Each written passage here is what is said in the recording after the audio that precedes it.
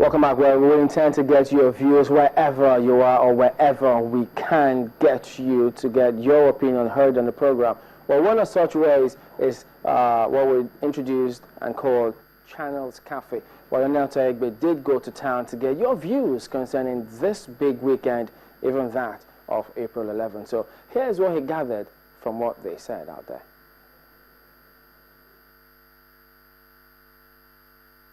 Okay, we are at the Sports Shack in downtown Surulere, a few days to, or as some would say, a few hours to the elections. I want to find out from Nigerians and would-be voters on Saturday what their expectations are. Many of them have had issues with their permanent voters' cards. Some others have had to bother about what people are saying or what is happening around them, issues of violent clashes here and there. But be that as it may, it's just a few hours to casting the vote. What are their expectations? I'm going to be talking to a young man who I've been told is a lawyer. Let's find out from him what he hopes would happen on Saturday, what his expectations are come Saturday. Hello, sir. Hello. Good evening. Good evening. It's a few hours to the elections. What are your expectations?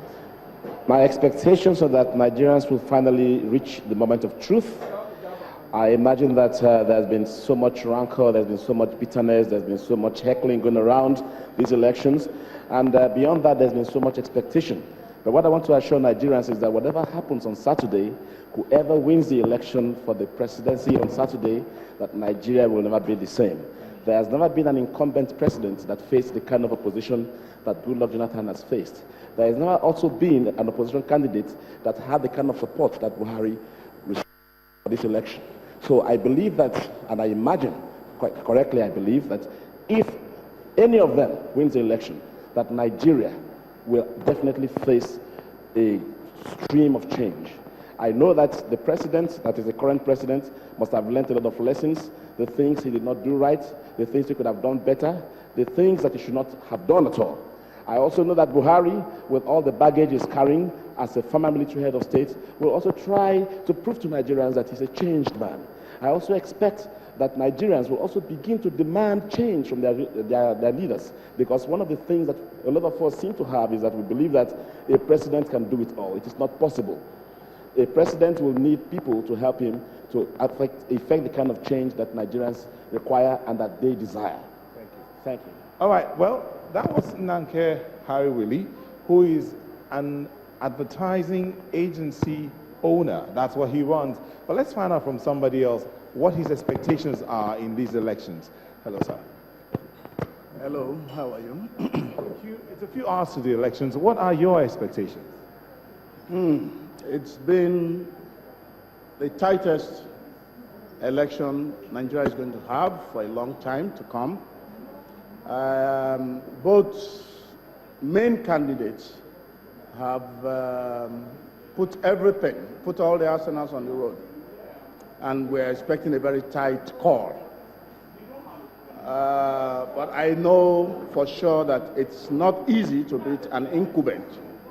In most elections in Africa, the incumbent always has the advantage.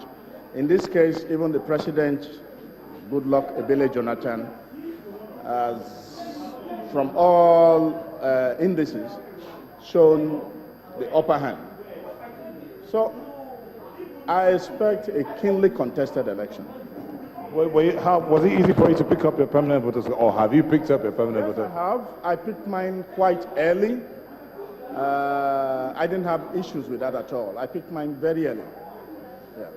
Thank you very much. All right, indeed. We're looking forward to the elections. Let's see what's going to look like. But back to you in the studio. Well, thank you, Nate. Well, yes, we will keep our tabs on that and see how it's going to look like. Well, let me get back to Alhaji Lai Mohammed talking through the APC manifesto. And some of them, you describe them as the APC's common sense solution. But I see here where you talk about appointing a federal ombudsman for people with disabilities to combat discrimination against the disabled. But I also see that in PDP manifesto, they've got something similar, where on page 11 of their manifesto, they say the physically challenged will be highly supported to acquire the right education and skills. What would you do differently from what they've done?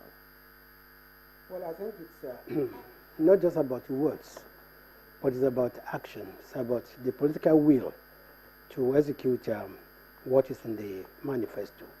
It's sad that the PDP has been in power for 16 years. The last 5, under President Jonathan, and in the last 6 years, there has been a bill, before Mr. President, on a bill on people living with disability, which he had not signed into law. And I remember I was at a debate yesterday in Abuja, organized by the city, and I said the first thing we are going to do when we come to power is to sign that bill into law. And of course, you can see in Lagos we already signed into law the bill, dealing with people with disability. But you'll also need to lobby other party members in the National Assembly to get that. This has been passed by the Assembly, so it's only waiting for the President's signature. So if you win, you just accent to the bill and that sorts it out. Of course, yes. Okay. The other part here is you say that you create a phased social insurance scheme to assist certain groups in the population with social welfare payments through a phased program. And then you say you're going to start with young people under 30 and the unemployed. How are you going to go about this, and where will the money come from? Well, let's first explain the concept. The concept that today there is no safety net for any Nigerian who is unemployed or who out of luck, out of bad luck, is ill or something.